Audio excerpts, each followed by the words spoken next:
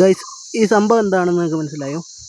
ഇതാണ് ഡിയോസ്കോറിയ. നമ്മുടെ നാട്ടിലെ പാറകളിലൊക്കെ കാണുന്ന ഒരു സാധനമാണ്. അതാണ് ഡിയോസ്കോറിയ. ഇതിൻ്റെ ശാസ്ത്രീയ നാമം ഡിയോസ്കോറിയ എന്നാണ്. നമ്മുടെ നാട്ടിലൊക്കെ ഇപ്പോൾ തന്നെ ആട്ടുങ്കൽക്കായ എന്നൊക്കെ പറയും. അപ്പം ഇതാണ് ഇതിൻ്റെ ഇല.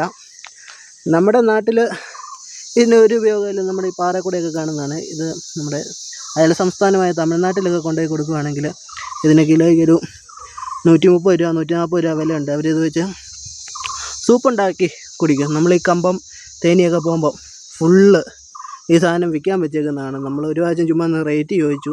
പിന്നെ അന്ന് അവർ 160 രൂപയാണ് ഇതിന് വില പറഞ്ഞത്. അപ്പോൾ ഇതാണ് നമ്മുടെ ആട്ടുംകാൽക്കായ.